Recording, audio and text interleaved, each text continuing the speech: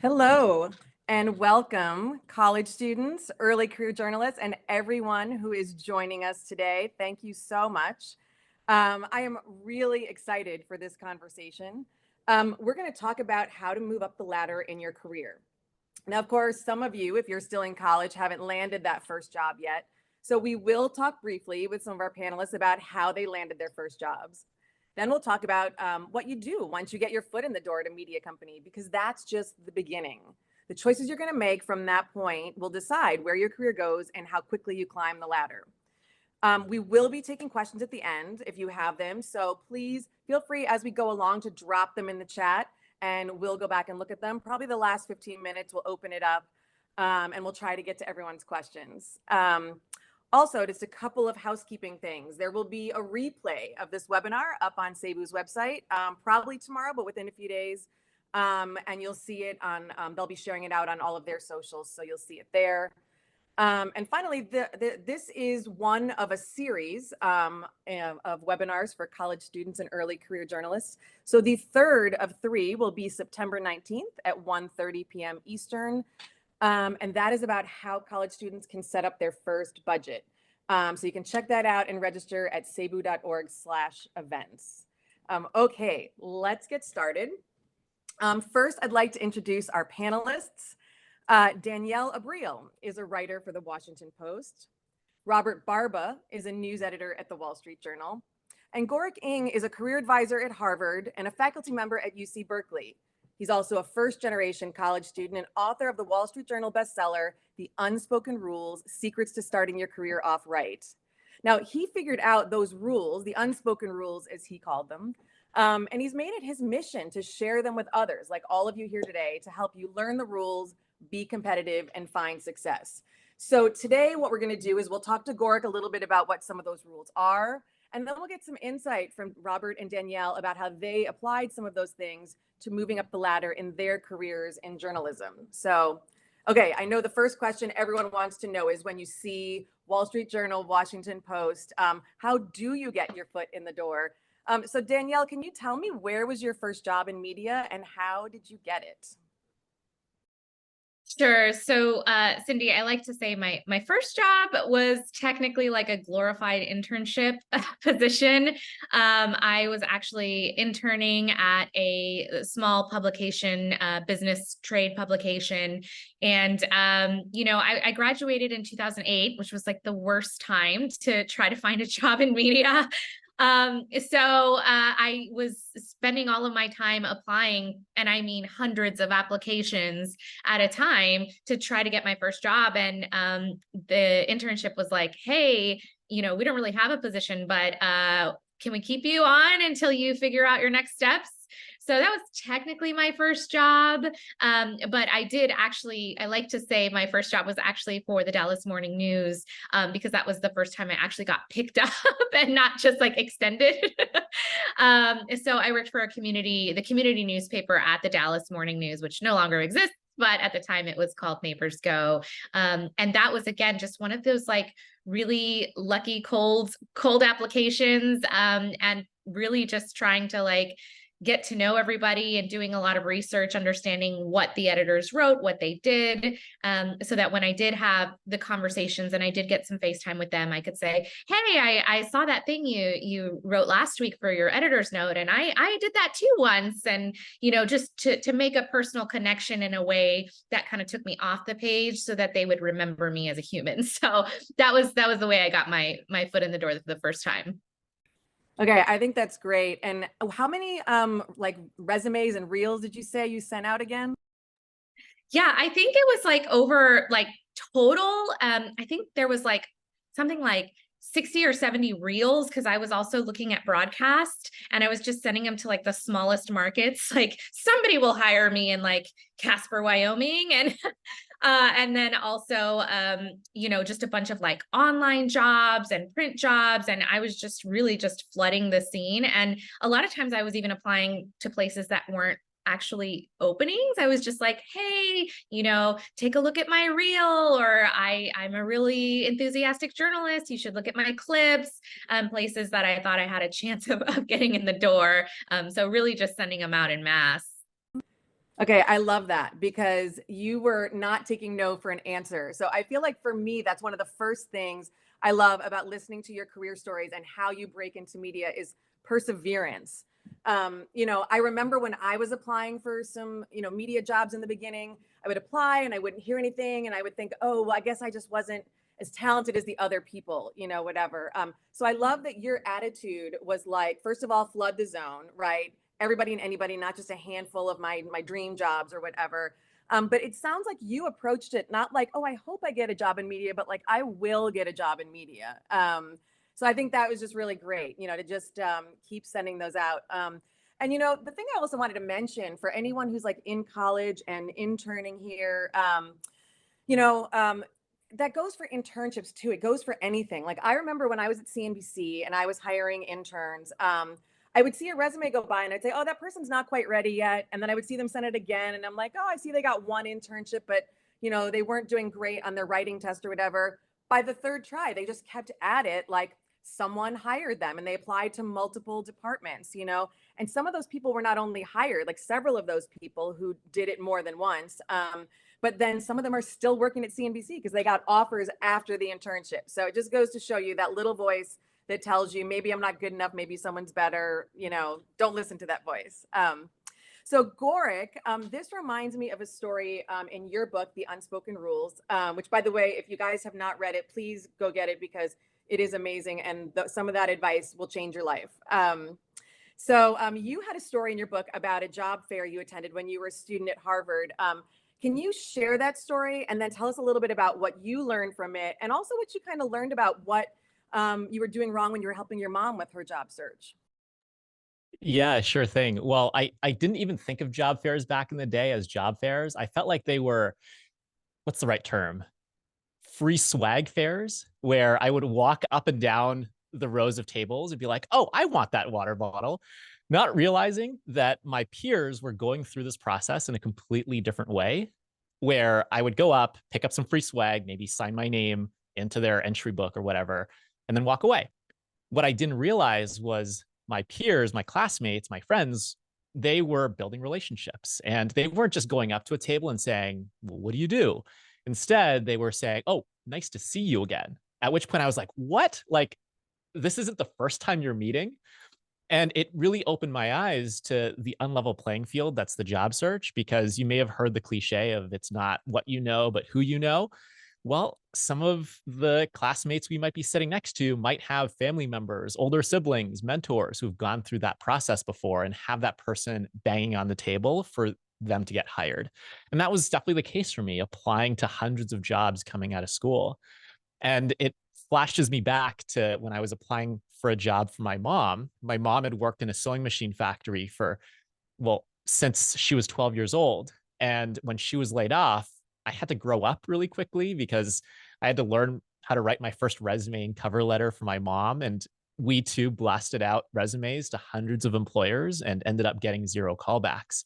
And it wasn't until that experience of looking left, looking right in university that I realized that you really do need those relationships. It really does help to have that person behind the scenes. Now you're probably wondering, how the heck do I do that if I don't know anybody? If, my uncle isn't editor in chief. Well, one of the things that I found really helpful was to build relationships with students who are just half a step ahead of you. So this person doesn't have to be editor in chief. They might just be, for example, a sophomore if you're a freshman, or if you're on a sports team, someone who, played on the team a couple of years ago.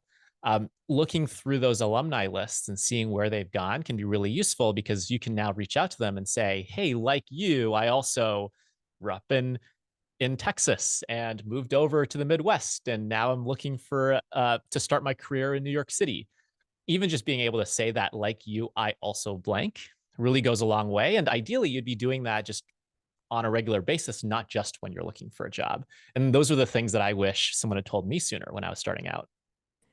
Okay, I love that, Gorick, because I think sometimes when we think about networking and making connections, it is, I went to a speech, a panel discussion, and I met someone from ABC News. I remember that actually from when I was back at Syracuse, and just trying to make that connection, but not sure what to do next. But I think what people forget sometimes is all those students around you and the students 1 or 2 levels above you, they're all going to be out there in the workforce. They're going to be that person at ABC on the other side. So if you're making those connections now, then you're actually going to have already started building your network, and you're already going to have them when you go to apply for that job at ABC. So this all reminds me of my conversation recently with Robert. Now, Robert, you have had an awesome career climb that has led you to the Wall Street Journal. And when we spoke, you said that the key for you was networking. So what I'd like to ask you is how that helped you land your first job, where that job was also. And then can you also tell us, I found that story really interesting, of how like a network of 3 different people wound up helping you land that job at the Wall Street Journal. Sure. So my first job, I was interning at the Denver Post, and at this time, I'm from Colorado, and at this point, Denver was a 2 newspaper town, and I really wanted to work at the Rocky Mountain News. And someone associated with the scholarship that I received in college, she was friends with the business editor. And so he messaged me and took me out to lunch. And he helped me land my first job at a sister publication of the Rocky Mountain News. It was part of the Scripps Network in South Florida. And his word to me was, go make your mistakes here, and then I'll hire you in a few years. Unfortunately, there was no Rocky Mountain News to come back to. The Rocky Mountain News closed right around the time I was about ready to go back. So I had to kind of dream a bit bigger. But and then to pivot to the Wall Street Journal story, I have a really good memory. Social media came up at the time when I was in my 20s. And I think the mixture of those 2 things allowed me to kind of foster some relationships. There was a reporter at the Denver Post who was just a few years older than I am, when I was an intern there, we became friends, and we stayed in touch, vague touch. Her name is Kimberly Johnson. We stayed in vague touch for years through Facebook. A few years later, I was now in Chicago, and I was at a Fed conference, and I meet this young guy, and I was like, "You're another journalist, I can tell, because everyone else here is old and white." This Fed conference, and he was a young Black man, actually a few years younger than me. Again, we became friends, Facebook friends, and then through Cebu, I met a man by the name of Glenn Hall. So you come down the path a bit. I had been at a trade publication for a very, very long time. I had moved into a new role at a place that just wasn't the right fit for me. And suddenly I realized I knew a whole bunch of people at the Wall Street Journal. Those are just 3 of them, right? But I knew several that I had just sort of picked up over the years. And I said, okay, I'm going to cash in my chips. I'm going to call in the favors. So I called and asked for some informational sessions with people, like set me up with whoever you can. Kimberly is the person who set me up with a few interviews. Bo, the guy who I'd met at the Fed conference, saw me walking through the newsroom for these informationals and said, "What are you doing? I have a job. I'm looking for a deputy." And Glenn was his boss. And between the 3 of those, it helped me land my job at the Journal, right? I still had to go through the interview process. I still had to be qualified, but the stars very much aligned for me just based on who I knew. That's amazing. I love that. And I love that that was just something that was just part of your natural repertoire, right? Was just to keep networking, keep walking up to people at conferences, keep, whatever. And you just don't know where those things will lead. And you actually didn't even know at the time, right, that you wanted to work for the Wall Street Journal. You were still thinking about the Rocky Mountain News at the beginning of that. So I love that you're just building this network, staying in touch, forming these relationships. And then there you go, a trifecta. You're walking through, I just love that. You're walking through a newsroom, someone recognizes you, and it happens to be that he's got a position open and his boss is a guy you already know. So I love that. So this reminds me of Gorick. This is something that you call in your book the relationship ladder.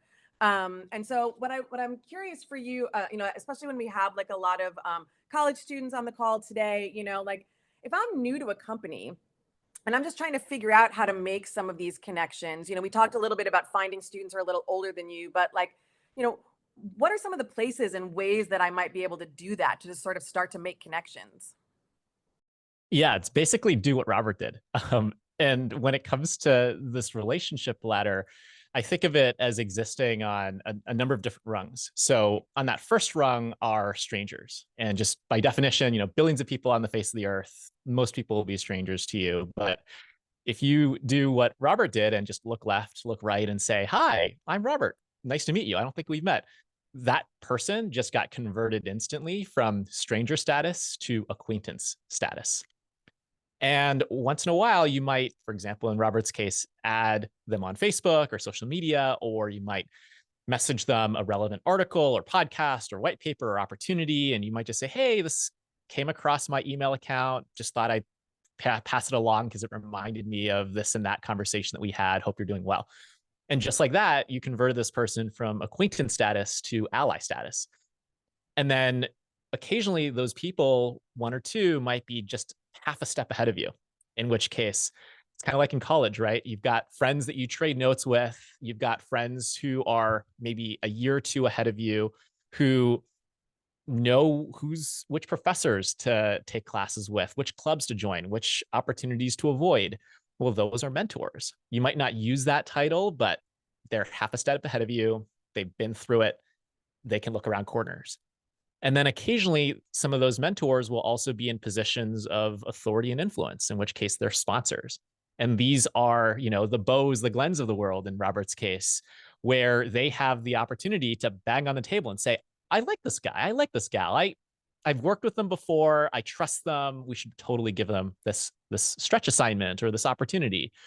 And it's important to think about these relationships and this ladder, because when I was first starting out, I think I gave myself a really hard time, because I was like, well, I don't have any mentors and I don't know anyone rich and famous. But it actually starts from just bringing people up that ladder one rung at a time. And not everyone's going to be that mentor or sponsor, but occasionally that person will come along, and it's going to be up to you to hold them tight and to build that relationship.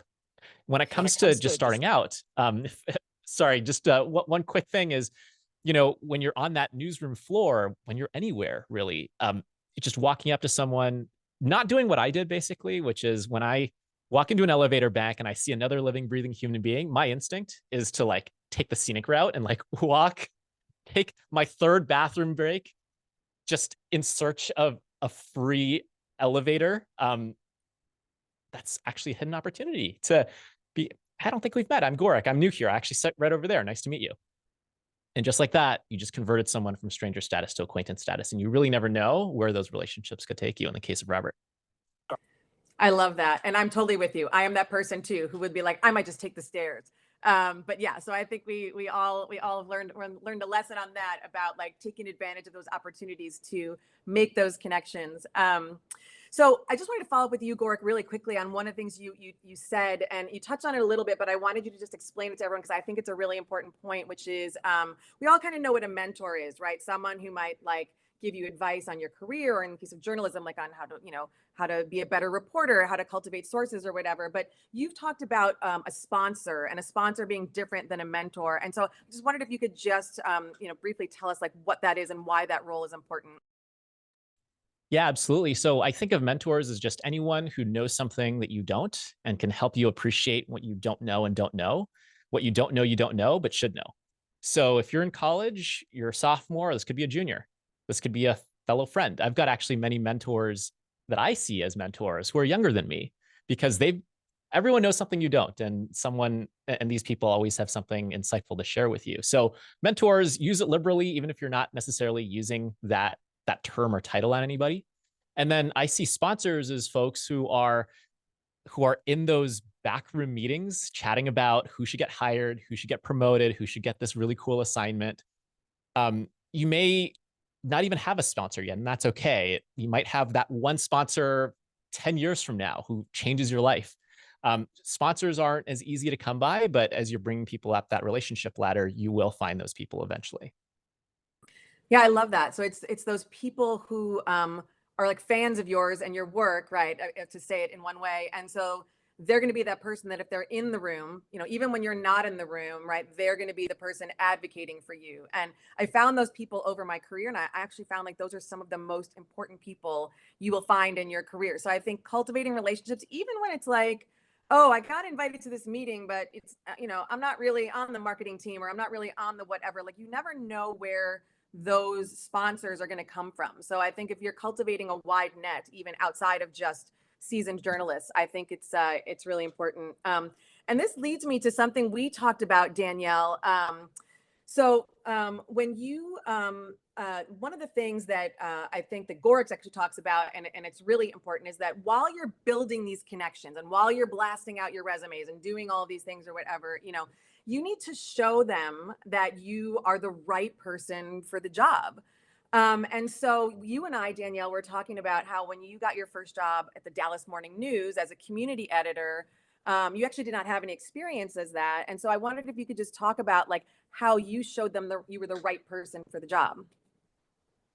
Absolutely. And Cindy, I want to quickly go back to this whole networking thing, just because when I was doing that blasting and all of that craziness, I was also reaching out to what Gorick was talking about. I had a classmate that was younger than me who worked at BuzzFeed at the time, but like the news side of BuzzFeed, not like BuzzFeed quizzes. And back when there was news. So I had reached out to him just to introduce myself and be like, how do I break into the industry? He was an editor. Funny thing is, he ended up interviewing me for the Post job. So these things do come full circle, even when you least expect it.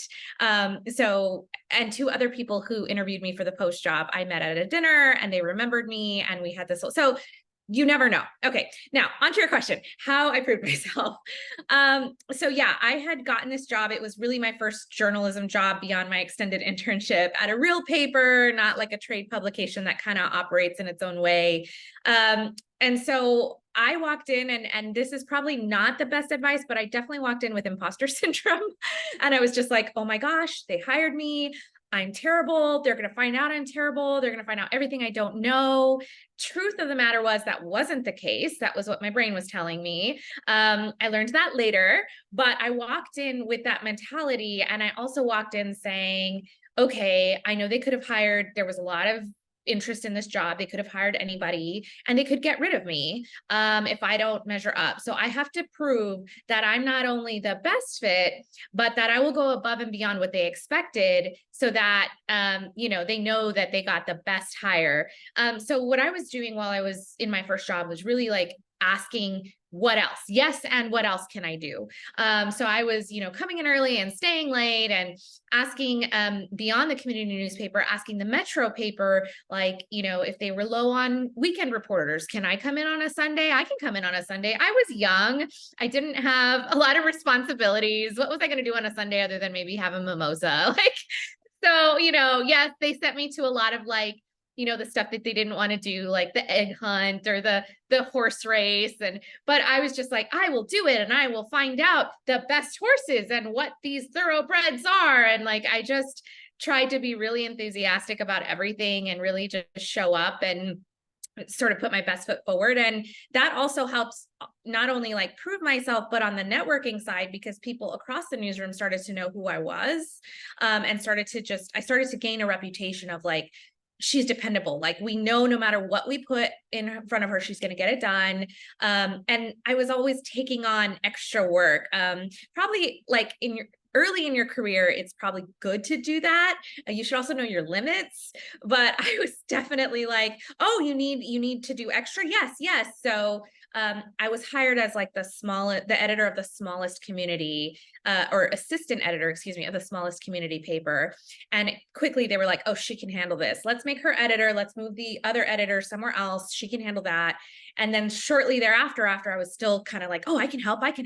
They said, can you handle 2 sections? We're going to make you editor of 2 sections. And then it became 3. And I was like, okay, this is great, but like, I don't know if I can physically do 3 sections, which was exciting because then I had my first, they gave me a reporter to report under me. And so it was my first like one-on-one management position, even though it was just one reporter, but it was still somebody that I had to like lead and guide and tell them what we needed and what needed to be done.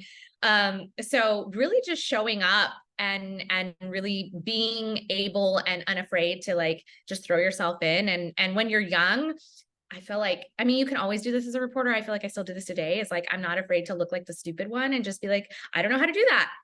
but let's figure it out. Like, what can I do? And how do I get started? And, just approach it with curiosity, and, that'll work out in your favor. It didn't mine.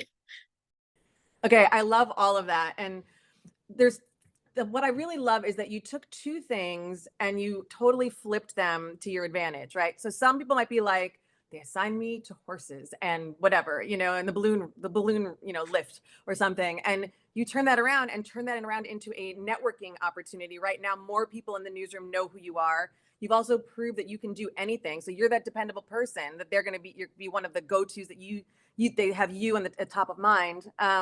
And then the other thing that I love, and I love that you touched on imposter syndrome, because so many of us have it. And I think we're starting to talk about it, but I don't think we talk about it enough. I mean, I've been like super qualified for jobs, and I've literally thought like, oh my God, they're going to fire me when they realize I'm not qualified, even though I'm more qualified than half the people there, and that I absolutely was qualified for this job. I could have gone for a bigger job. So what I love, and one of the things you were saying to me the other day when you were talking was, you said like, I just like assumed I was like the worst person in the room and that I just had to work even harder. And so even though that was that little voice that could have sabotaged you, you took it like as a motivator and just kept going and reaching until like, that voice kind of got drowned out, by some of your successes. So you also touched on something that Gorick, you've talked about in your book that's super important for people, is to not just show up at your job, right, and do the job you're given. Like, I was sent to report on this or whatever, but to show like your potential, that you're ready for more responsibility in the next thing. Gorick, can you tell us a little bit about your advice on that? Yeah, sure thing. It's basically do what Danielle did. I feel like Danielle mastered what I call the 3 C's, which stand for competence, commitment, and compatibility. And the idea is when you show up, whether it's to a coffee chat, to an interview, to your first day, people are going to be sizing you up and wondering, hey, can you do your job well? Are you competent? Are you excited to be here and to grow here and to contribute here? Are you committed? And do you get along with us? Do we want to see you succeed? Are we compatible? And what I'm inspired by in Danielle's story is she got everyone around her to answer yes to all 3 C's all the time. And in doing so, in demonstrating her competence, folks said, yeah, she's not only able to handle this, but she's able to handle so much more.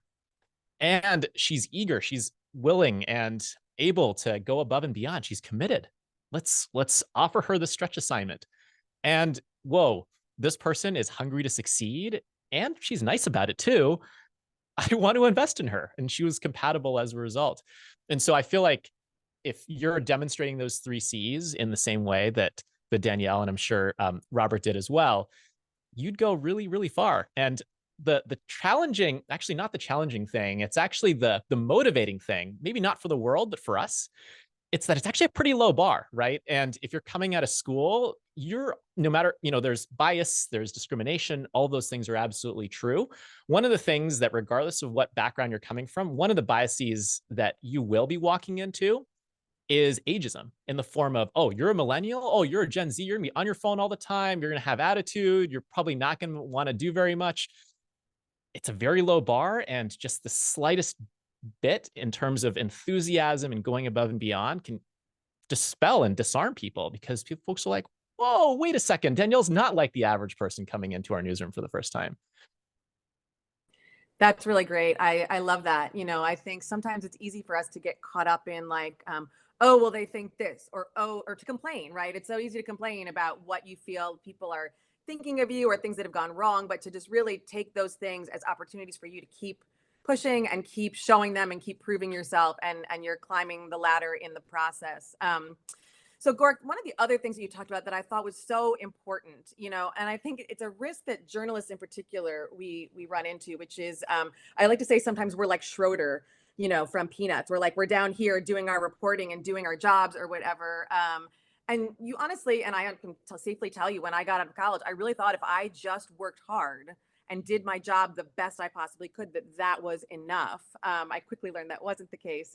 So one of the things you talk about is making sure that people in a position of power are aware of your accomplishments and aware of your potential. So what is your advice for sort of how to go about doing that? Yeah, absolutely. Well, the first step is to even just break the ice, right? And we've talked about the importance of that relationship ladder. Another framework, so I'm going to just bombard you all with framework after framework here. Another one that I found helpful is one that I call TRACK, TRACK. So can you show people that you're thinking? And actually, it's a low bar for this one too, but I didn't realize it at the time. But my manager would come up to me, give me a task, and then sometimes like forget that he had given me that task, and then would turn around and be like, why did you do that? At which point I didn't realize this, but I'd responded literally as like, well, because you told me so. Well, it turns out actually that's the wrong answer. People want you to say, oh, well, this is the broader goal. It's a good idea to do this. These are the pros and cons. This is my proposal. So just showing that you know why work is being done can go a really long way in those even casual conversations. The R is to have an answer and to be responsive. So to have an answer and a point of view. You know, when it comes to journalism in particular, you know, you're reporting, yes, but in some cases, you know, folks want to have that headline, right? Folks want to be able to have something that folks are going to discuss, and it's going to be, you know, something that's going to be shared. And having a point of view towards, you know, why are we doing these? This task is going to be really helpful. The third is around anticipating and addressing questions and addressing problems before they arise. And in my case, I'd love to hear from Danielle and Robert to see, you know, to what extent this happens in a newsroom. But you know, your manager might be on vacation, and you can go a really long way. And even just saying, oh, I noticed you're going to be out of the office at this time. Should we check in before you leave? Or would it be helpful for me to talk to so-and-so in your absence? Or, you know, just anticipating is something that not a lot of people do. And then contributing. This is where you want to offer ways to make things better. And I think, especially as someone who is coming into the workforce anew, you're familiar with technologies that your boss's boss may not be familiar with. You know the language of this audience. That's a superpower. And you may not think of it as very important because all your friends know about it, but what's obvious to you may not be obvious to everyone else. And as you're doing this thinking, this responding, this anticipating, this contributing, that's where it becomes really important to be known. And, you know, there are a whole host of unspoken rules around, is this a meeting where you're expected to speak up or expected to stay quiet, take notes, ask questions afterwards? But if you're in that small meeting setting and everyone near at your level is contributing and talking, there might be this hint, hint, nudge, nudge, this unspoken rule that you'd be speaking up as well, whether it's in the form of asking a question, whether it's in the form of bringing outside information in and saying, oh, I was reading this the other day and I learned this. Would it be helpful for me to do this? This idea of just saying, would it be helpful if I did blank in the same way that Danielle was talking about, can go a really long way in making you visible before those that you care to impress. Yeah, Danielle and Robert, I can let either of you jump in here. Gork was saying he was interested in hearing your thoughts on if you've kind of done some of those like anticipatory things and if that's, you know, how things work in a newsroom. So did one of you guys want to jump in? Sure. I guess in a newsroom, always have a story up your sleeve. You know, like if you can be the person who your editor can turn to and says, we're kind of things are sort of slow today. I don't, do you have anything? And you're like, well, you know, I can make this work, right? I have this story. It's not going to be the best story, but it will get us through the day. If you can be just someone who's seen as a reliable Swiss Army knife for your team. I mean, I think that's probably been my strongest attribute. I'm not Danielle. I'm not like let me volunteer for the weekend shift. I was never that person, not once in my entire life. But I was sort of like, I'm really reliable. I'll write more than anyone else. I'll do those kind of I'll get us through the week. I'll always have a story in my back pocket. I just don't ask me to work on the weekend.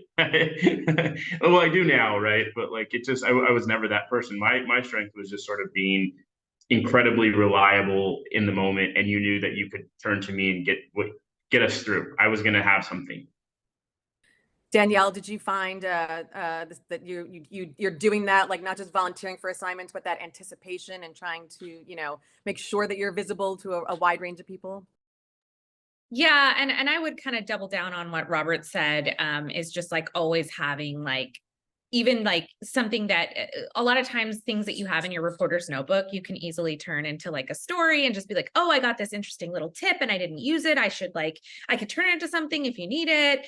And then for me, what has been helpful for me in those cases, like whether somebody gets sick unexpectedly and has to leave and we're down a person or whatever may happen, is really just being organized, and just always keeping like a running list of ideas in my back pocket. Even though I may not ever even use them, or just having that way, if I'm ever pulled into a meeting unexpectedly and they're like, what do you think? What's something we could do? I can at least riff, and be like, well, I was thinking the other day and I had this really interesting conversation with so-and-so, and I don't know much, but maybe, and you all of a sudden look like you're just on top of everything, but really you just have a few notes in your mind always. So I would say, yeah, that, obviously, yes, I did volunteer for weekends, but maybe that just says more about like my lack of social life, but, but also just, like Robert said, just always having some ideas ready. Okay, I love that. One more thing. I want to offer so I have a friend who's a startup founder who said to me one time, I was complaining something about one of my bosses, and he's like, listen, the best thing you can do as an employee is be a solution for your boss when they're dealing with so many problems, right? Like they have so many different things coming toward them. If you can just be a solution, you're better off. So I'll leave it at that. No, I love that. And I love that you guys have used a lot of the same techniques, but you pointed out that there's some places where you differ, but you both have charted an amazingly successful career. So I feel like I love, hearing from both of you. I think it's wonderful to, to see like how you got there and the things that you did similar or different.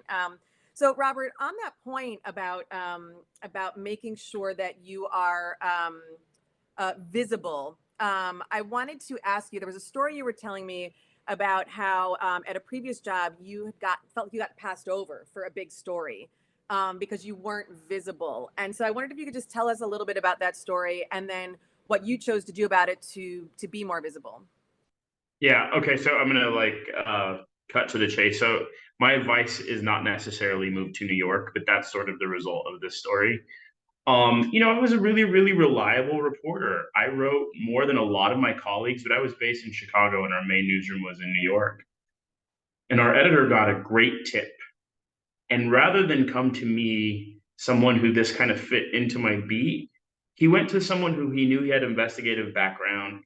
And he went to someone who was sitting right in front of him as the person to help him out. And I was really, really discouraged by it because I was like, this should have been mine. Like I should have been at least involved in this. And, I was now like 31, 32, and I would kind of my time in Chicago to run its course. And I had just sort of felt like things were not lining up for me anymore. And so that was the last straw for me. And I moved to New York, and the whole world kind of unfolded once I moved to New York. I don't mean that to say that you have to be in New York. Maybe you don't want to, but to me, it was very geography is destiny. Let's take this to a broader thing. If you're kind of debating between working from home and going to the office, you should go to the office more. A newsroom is a really magical place. You get to hear some really interesting things. There's just magic in being there. So maybe that's the lesson. Go to the newsroom, go to the main newsroom, move to New York if you want. I think that's great. And I just wanted you to tell that story. Yeah, not to say that everyone has to move to New York, but I just sort of love the lesson out of that is that you sort of realize that, you did get passed over because you felt like you weren't visible. And so, and even the networking you talk about, you do, whether it's like, having happy hours or just connecting with people, wherever at a trade show or whatever, I think all of these things, or as Gorik even said, in the elevator or wherever, I think I think these are all ways that you make yourself visible, which I think is really important. One piece of advice, Gorik, of yours that I felt like I really wanted to touch on, and it's something just for people to keep in mind down the road. But then we're going to come back to Danielle for a minute because she actually had an experience that on this thought early in her career. But so if you're ever feeling stuck, or if you're just, not sure why you're not, moving forward in your career or whatever, one of the things you said is you really got to ask yourself, are you on the right ladder? I thought that was really profound. So I wondered, Gorik, if you could tell us what that means and why it's so important. Sure thing. Well, one of the mantras that I love repeating to myself and to anyone I mentor and coach is, who do you want to impress and what are they going to be impressed by? Now, impressed. We're not here to live a life of external validation, so I don't want to take it to that extreme. But when you're building your career, it is useful often to think about, these are the gatekeepers that stand between me and the career, the job, the role, the title, the life that I want. And these are going to be the credentials, the skills, the networks, the vocabulary, the credibility, the portfolio that's going to make them say, whoa, we need this person. And this could be in the form of you, for example, wanting to go into tech journalism and having, I don't know, a startup background or a software engineering background, or having covered certain types of companies in your past before. Now, if you want to move to DC and start becoming the chief Washington correspondent, that's probably not going to be as relevant. You'd probably want to build some relationships in government and politics and defense and all those things. But if that's the ladder that you want to climb, technology, for example, it's helpful to think about, what are the things that I should be accumulating on my resume that's going to make me not just better, but different. That when someone, a gatekeeper, is going to be looking at different portfolios and different resumes, they'll look at me and think, wow, this person is different. We need this person. And am I getting the hint that maybe Danielle did exactly that? Yeah, Danielle, that is what I wanted to ask you about. You know, you were talking about when you finally got a job at the Dallas Morning News, place you'd been trying to break into. You kind of got stuck on the community beat, and so you weren't really sure how to, you know, break out of that. And so then you leveraged that, a connection at the other publication you mentioned, the Dallas Business Journal, covering restaurants. So you went from community to restaurants. But then at some point, you know, you're now a tech reporter. You wound up moving over to a different ladder as a tech reporter. I just wondered if you could tell us like how that happened and kind of what the thinking was behind it. Yeah, absolutely. So as you mentioned, Cindy, I was really just trying to like break into the broader Dallas Morning News, but it just wasn't happening for me. Luckily, because I had made so many connections at the news, everybody knew me. I was kind of all over the place. One of the people who was used to seeing me in the newsroom and had kind of created this sort of acquaintance relationship with me was like, hey, you know, I know you're trying to get into the newsroom. It seems like it's not going well. I used to work with the managing editor at the Dallas Business Journal, and I could put your name in the hat. They have a position open. I think you'd be great for it. Like, I can sing your praises. I know how you work. And I was like, okay, but I've never been a business journalist in this respect, like covering the numbers the way they do and doing all that. I don't know how to do. She says, don't worry, let me just put your name in the thing and let's see what you do. And so I really just had to like do a lot of research and like understand. And I leveraged what I knew, which was community journalism, and like shifted it to business. Like, well, these communities are changing because of the gentrification of businesses. And like, I just tried to like, you know, sort of use what I know to apply to them, which actually they liked. And then when I was there, you know, I was having a great time. They hired me. They were like, you know, you bring a different perspective. We love it. And we can teach you the business stuff, like the details. I didn't know how to read Form Ds. I didn't know how to read S1s. I didn't know how to look at an earnings report. I had to learn all that on the job, which, by the way, make lots of connections at work, not only your colleagues, but like I just made a lot of analyst connections and lawyer connections just to be like, hey, I don't know how this works. Tell me how to do this. And so they would just like walk me through things. And like I said, just don't be afraid to look dumb, because I did that all the time. But to Gorik's point and Cindy, your point about sort of moving over to that ladder, you know, I was presented with this opportunity to cover some tech events. I was just a yes person at that time. So I was like, okay, I'll do it. Yeah, I know how to do that. No, I didn't know how to do it. And I went and did it. And they said, you know, we need to hire a tech journalist, but before we hire somebody, you know, you've been doing it so well. Do you want the job? And I think that was the moment that I had to think like, future, like 5 years out? Am I going to be a restaurant reporter? How far is that going to take me? If I go into tech, how far will that take me? And I mean, the writing was on the wall. Facebook was, getting big. Twitter was getting, I mean, this was a while ago. So things were changing. Google was huge. Like this was all like the new age of the economy. And I realized, yes, I could be a restaurant. Restaurant journalists do fantastic jobs, but tech had the opportunity to take me somewhere else and do bigger things. And so I just kind of just said, okay, the long term, as much as I want to keep eating meals with restaurateurs and sitting down and talking about menus, the long term is going to serve me better if I become a tech journalist. And so I went ahead and just jumped in and did the learning thing all over again. I love that. And I love that you really just stopped to look at the 5-year view. I know I mentioned that before, that sometimes I feel like as journalists, we're like Schroeder, just head down in the keyboard and writing our stories. And, we do our reporting and then we get our head down and write our stories. And so I feel like stopping to take a look at your own career, the way you would take a look at, all right, where's the story going? What is my arc here? Where, what else do I need? I think that's really important, to take a look at your career and think of that. And as you mentioned, you could absolutely find success as a restaurant reporter, but to figure out what the successful path for you was, or at the time, what you thought the most successful and the most potential, I think that's incredibly important. So I appreciate you sharing that. So as Tess mentioned, we're in the final 15 minutes here. So I do want to open it up to questions. Now, just to be clear, if you guys don't have any questions, I have a million more, so I could keep asking them questions. But so please keep dropping them in the chat. We do have one right now.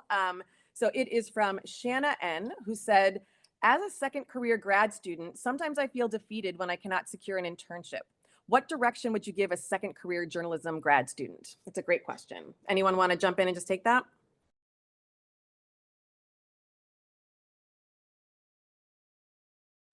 Go ahead.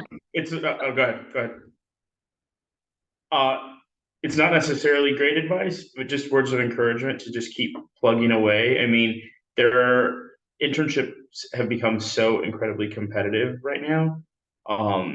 There's only so many spots and they get thousands of applications. I know at the Journal they do.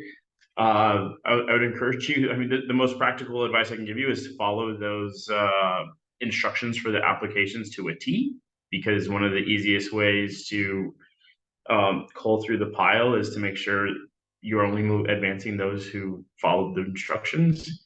I wish I had better advice for you, but I would just say, just don't get too discouraged, because if you want to do it, the path will emerge. I have two pieces of advice. Part of my career was I was a managing editor at some point for a magazine, and I actually was in charge of the internship program. And so I know that it can be competitive. I know it can be very frustrating. But a couple things that I would do in your case, one we kind of covered here, which is the networking element and really getting some face time. Sometimes you can I had people message me and be like, can we go out to coffee? I just want to talk about a potential career in journalism. And just having that face time and getting to meet somebody and hear what they're interested in, what they do, and how they it just changes my perception, rather than the 15 minutes I might give you in a Zoom for an internship interview. So try to reach out. LinkedIn is a great resource. And usually if they're journalists, there are emails out there, so you can just shoot them an email. And then the other thing I would say, which is a little bit more out there, but if you have the time or ability to do this, I would actually offer, opportunities to freelance for them and just be like, hey, do you need anything done? I'm happy to run out and pick up, even if it's just string for people. Maybe they're doing a story and you can just run out and get a few details for them, and just to show them that you're motivated and you're there and you can do whatever. If you've done a few things like that early on, before the internship comes out, and then the internship rolls around, oh yeah, she's applying to the internship, she's good, she helped us with that other story, and all of a sudden you're way ahead of the pack. So those are the two things I would suggest. I love that. And I think it is really important to not always just wait for the opportunity, because as everybody mentioned, these things are so competitive, but to just start doing some writing, whether that's creating your own, website, your own, or creating your own YouTube channel or whatever. I remember one of the guys we hired at CNBC as a college student, he was doing his own video series. He just got his own equipment and was doing his own video series called Unboxed. And he was just unboxing things. So he was already being a reviewer. And that led him to other jobs, and that then led him to get an internship at CNBC. And he's now an employed videographer. And so I think just start doing it, you know, offering to do freelance, that kind of stuff. And I love that idea of working your network, you know, just asking for informational interviews. That's actually how I got my very first job. It wasn't in journalism, but my very first job came from applying for a job. I didn't get it. And so I just said, hey, well, I'm really interested in your company anyway. Do you have time? We could just do an informational interview. And a month and a half later, they called me and offered me a job. So that's all really important. So please, if you have more questions, keep dropping them in the chat. I do have one that I would love to ask Robert, which is, you know, Robert, I think everyone is talked about networking and the importance of networking. But Robert, you really, when we were speaking the other day, you were talking about it being like really the core of your, the core of your career, the story of your career, you know, and even though now you're at the Wall Street Journal, you're still networking. And so I wondered if you could, give anybody a few tips about how to do it, you know, and how, and it's funny because we talked about like, well, do you start telling them about what you're writing, or what kind of things do you talk about when you're networking? This is what works for me, and I can't tell you what's going to work for you. I mean, but I lead with being personable, right? We can talk shop, right? We can talk about career, we can talk about how you did all that, but I also just want to connect with you. You know, like I want to know how many kids you have or where you went to college and stuff like that. I mean, in some ways, it's source building. It's the same way that you build sources as a journalist, right? Like what I mean is I just want you to be genuine in networking. Like if you are coming off as like, I see you as a tool to get to where I need to be, I'm not going to help you, right? But if we're like if we're sharing a beer, and I was telling Cindy this, like I went out grabbed a beer with one of an intern recently, and as much as I was excited to hear about his stories and he wanted to pick my brain about my career, I wanted to hear about his summer. Like he's 21 in New York City. I'm like, please tell me what that's about. Like, what's that like? I want to know more about you, right? And I also have a really good memory. So I'm like, next time I'm probably going to ask you about it. I'm going to ask you how this thing went. And I think that's been a big key for me, is just to be personable and not purely transactional. I think if that's the one piece I would give you, is to just not be transactional with your networking. I think that's really great. Gorik, do you have any additional tips for, like, I know we talked a little bit about like, the stairwell versus the elevator, but any additional tips for networking? Yeah, I would say it's probably a reiteration of what's been shared, but it is the idea of just starting, where to the individual who asked the question of how do I get that internship? Well, it's probably unlikely that you'll be getting that cool job that Danielle and Robert have right now, but you can start going down the path that the two of them have started on. And starting means starting from wherever you are. So if you haven't written before, joining that campus newspaper, if you've joined that campus newspaper, working for that local news organization. And what you'll start seeing as just a general pattern in career building is you often go from informal to formal, to use Danielle's words of freelancing. You will go from small to big in the case of Robert. You will go from less well-known to very well-known in the case of both of them. So just getting started and building that portfolio, what you're essentially doing is showing that eventual gatekeeper that, hey, I've basically done this job before, just at this other organization. So having that LinkedIn profile, having that portfolio, having that, personal website, doing those unboxing videos, if that's your lane, like just showing that, hey, I've already gotten started. I've done it before. I can do it for you as well. Is I think something that I'm hearing as a bit of a pattern from Danielle and Robert. I think that's great. It really is. And I think it's I think if there's one piece of advice you take away from networking, it's just start, right? Because it's something that for some people it comes naturally, and for other people you have to kind of like push yourself to get out there and do it a little bit more. But it really is the key to so much, especially in this business. And I think Gork just touched on, like LinkedIn, and I think some of the other panelists have, and it's really important to make those connections, especially now, like I said, to your peers. All of us here today, like, please, our LinkedIn pages are on the registration page. So if you haven't already, friend all of us, and we are now part of your network. And you'll see our posts, and you'll see what's happening when Robert's hiring or whatever. You can ask people questions. So I think it's all really important to just start doing those things now, and that means getting out there. That means connecting individually. That means going to big events. Robert, I wanted to ask you about one other thing too that we talked about that that I really appreciated, because I think so. It goes back to a little bit of that imposter syndrome that a lot of us struggle with. What you were saying was that you felt like when you were going for like the next job up and the next job up or whatever, that maybe you needed to be a little more seasoned first. You were almost your own, like you had that that voice in your head that I don't think I have enough experience yet. So what did you learn about that, and kind of what is the takeaway that you have for some of our college students and early career journalists? That I was dumb. That I just sort of, I self-governed myself, right? Like as soon as, you need a few more years of this, you need a few more years of that. Look, your young years are when you should be your most ostentatious, right? You should be like out there, you should be pushing it, and to swing for the fences. I mean, be like somewhat in touch with reality, but there's plenty of reasons that they're not going to hire you. You not applying shouldn't be one of them, right? I mean, I'll tell you, like, I got to the journal and I was like, all these people are younger than me, right? I had this impression that I needed several more years, and then you get there and you're like, the guy who just hired me is 5 years younger than I am, or this person who's my age is in a position 3 levels up from me. Um, don't hold yourself back.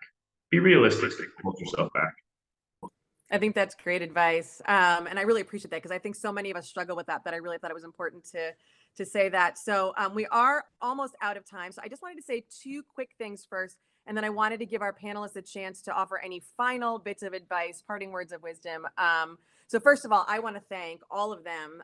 Amazing advice. I know I learned a lot. And thank you to everyone at Cebu, Tess, Tobin, Desi, Jake, everyone for making this possible. There will be a replay, as I mentioned, on Cebu's website, probably tomorrow or the next day, and they'll be sharing it around on social. And please do sign up for the September 19th webinar. It's also free. It's the 3rd one in this series about how to set up your own budget. So those things are at cebu.org/events. So I just wanted to go to Danielle for a minute. If you guys could each just take a few minutes and give me your a parting piece of wisdom for college students and early career journalists. Yeah, so I just want to say, like, my entire story is based on like literally not giving up, because there were so many opportunities for me to be like, I just can't get the job, or I just can't get in, or I don't have connections, or I really built my career from scratch. There was no like, hand up from like family connections or anything like that. This was all just like starting where you're starting and trying to figure out like how to do the thing and learn the thing and prove myself. And so I guess I would say, like, number one, don't give up. But the other thing is, and to the previous point of Robert and sort of imposter syndrome and the idea that you self-regulate, don't be afraid to apply to the big job. I once was given a piece of advice, like, if you're applying to jobs you're not afraid of, then you're probably not shooting high enough. And I actually truly believe that. Like, you should be a little nervous about the job you're applying to, because it should be a challenge. And then lastly, I would just say, a no isn't like a no. Like, I actually got rejected for the Washington Post job. And then had a follow-up, was just like, I just want to know what I can do better next time. And I was like, what did I not do? And they were like, no, somebody just edged you out on experience. They had a few more years. You were tight. But, now that we're having this call, there's this other position that we haven't filled yet. How would you feel about this one? And hello, this is the job that I'm in now. So if I had just accepted the no and just been like, oh, okay, I guess I didn't get the job, thanks for considering me, bye, I wouldn't be here. So don't always assume the no is like forever no. I love that. That is all amazing. And thank you so much. I think that's wonderful parting advice. Robert, a few parting thoughts? Be bold. I have learned that there's a lot of people who want to help you, like a lot, right? maybe it's an ego thing, whatever it is. Like I could tell you that the number of some of like Selu's efforts, the number of people who have signed up to be mentors outnumbers the number of people who mentees. Let me say that again. Number of people who signed up to be mentors far outnumbered the number of people who signed up to get a mentor, right? So it tells me that people want to help, right? They want to help you. They want to open the door for you. And this is the time, right? And you could invite them to coffee. They'll probably pay for it. Like, so don't worry about that part. I mean, still have the money to pay for it, but expect that they'll probably pay for it. Like this is the time to be bold, right? And you probably need it in this right now. So That's wonderful. So true, and I really appreciate that. Gorick, parting thoughts. Yeah, I love what Robert said about being bold because it's in complete contrast to what we were taught in school. Because in school, it's a conveyor belt, right? It's you show up, you listen to the professor, you follow the syllabus, you do as you're told. If the deadline is this Friday at midnight, you can submit it at 11:59 and it's all good. Like you can really just sit back, relax, and kind of enjoy the show versus in the real world, it's kind of a wilderness expedition. Like we're hunter gatherers in a way of really needing to not just apply to that role, but to hunt for that role and to maybe even create that new role. And everything that Danielle and Robert inspired us with speaks to this hunter gatherer mentality of really needing to, I think, unlearn a bit of the laziness that we have, or at least I had been taught in school, and really needing to be in charge and go from that passenger seat to that driver's seat in my own career, because no one else will do it for you. I love that. You guys, I could keep talking to you all day. Thank you so much. This has been so great. I hope you all learned as much as I did, and I hope to see you in September. So thank you so much. You guys have a great day. Thanks so much.